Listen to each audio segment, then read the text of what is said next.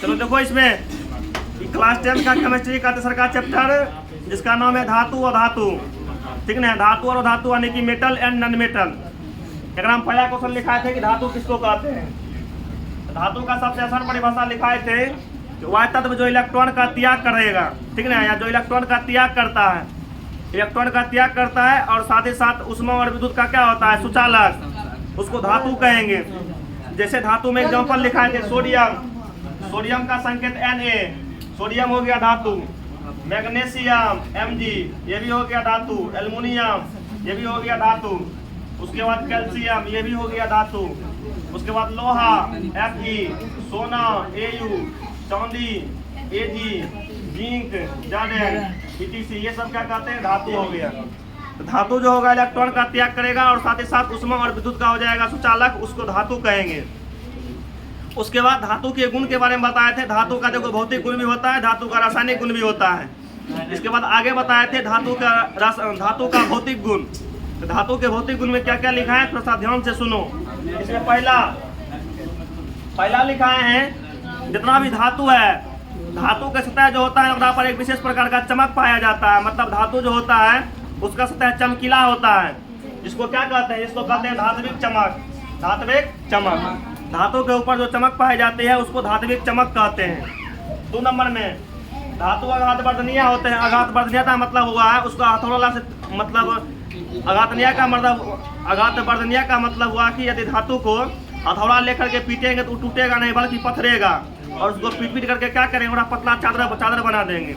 वो चादर जो बना होता है वो धातु का ही रहता है, उसको पीट करके है ना, मतलब चादर बनाया जा सकता है। तो इसी गुण को कहते हैं आघातवर्धनीय। सबसे अधिक आघातवर्धनीय जो होता है वो चांदी होता है। उसके बाद क्या कहते हैं, सोना हो जाता है। आघातवर्धनीय का मतलब हुआ कि इसको इसको पीट करके एक से पतली चादर बनाया जा सकता है। फिर जाकर के 3 में लिखा है धातु तन्य होते हैं। तन्य का मतलब हुआ कि ओकरा से पतला तार बनाया जा सकता है, उसको पतला तार में खींचा जा सकता है। पूछा जाएगा सबसे अधिक तन्य धातु, ये होता है सोना। और 1 ग्राम सोना से लगभग 2 किलोमीटर लंबी तार खींची जा सकती है। 2 किलोमीटर का मतलब हो गया यहाँ से लेके जनता हाई स्कूल। यदि 1 ग्राम सोना है तो 1 ग्राम सोना से उतना लंबा तार बन जाएगा। इसलिए दुनिया का सबसे अधिक तन्य धातु जो है क्या कहते हैं, ये सोना को माना जाता है। और 1 ग्राम सोना से लगभग 2 किलोमीटर लंबी तार जो है बन जाएगा। अच्छा ये देखो 4 में ध्वनिक क्या सुनोनस, कोई भी धातु है, धातु को क्या करते हैं, जब कोई ठोस पदार्थ लेकर के वहाँ पर जब पीटते हैं, उस पर जब चोट करते हैं तो वहाँ से विशेष प्रकार का आवाज निकलता है, एक विशेष प्रकार का ध्वनि निकलता है, एक विशेष प्रकार का आवाज निकलता है। उसी को कहते हैं ध्वनिक। उसी को ध्वनिक कहते हैं या उसी को क्या कहते हैं, सोनस कहते हैं। उसके बाद 5 में लिखा है धातु ऊष्मा और विद्युत का क्या होते हैं, सुचालक। क्या का मतलब आई पत्ता गर्म करेंगे तो इन्हें भी गर्म हो जाएगा, इन्हें तार लगाएंगे तो इन्हें भी करंट पहुंच जाएगा। इसी को कहते हैं ऊष्मा और विद्युत का सुचालक। धातु जो होता है ऊष्मा और विद्युत का सुचालक होता है। पूछा जाएगा विद्युत का सबसे अच्छा चालक धातु, तो विद्युत का सबसे अच्छा चालक धातु जो होता है चांदी होता है।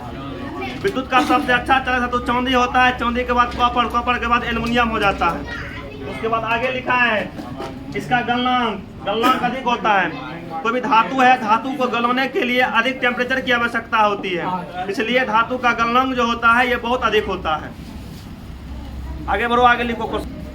देखो धातु से संबंधित है ना कुछ ऑब्जेक्टिव क्वेश्चन जो लिखा है। इसमें पहला लिखा है पूछा जाएगा ऊष्मा और विद्युत का सबसे अच्छा चालक धातु, या पूछा जाएगा सर्वोत्तम चालक धातु। तो सर्वोत्तम चालक धातु जो होता है चांदी होता है। सबसे अच्छा चालक धातु हो जाता है चांदी। उसके बाद पूछा जाएगा सबसे अधिक तन्य धातु, सबसे अधिक तन्य धातु या सबसे अधिक आघातवर्धनीय धातु, ये हो जाता है सोना। और 1 ग्राम सोना से 2 किलोमीटर लंबी तार खींची जा सकती है। तो बाद लिखा है शीशा के बारे में। पूछा जाएगा विद्युत का अल्पतम चालक, अल्पतम बने हुआ सबसे कम, विद्युत का सबसे अल्पतम चालक धातु ये हो जाएगा शीशा, जिसको लेड कहते हैं, संकेत इसका पीवी हो जाता है। उसके बाद पूछा जाएगा वह कौन सा धातु है जो द्रवावस्था में पाया जाता है, ये हो जाएगा पारा या मरकरी, जिसका संकेत होता है Hg। पारा या मरकरी जिसका संकेत Hg होता है। इतना को सब कंप्लीट कर लेना।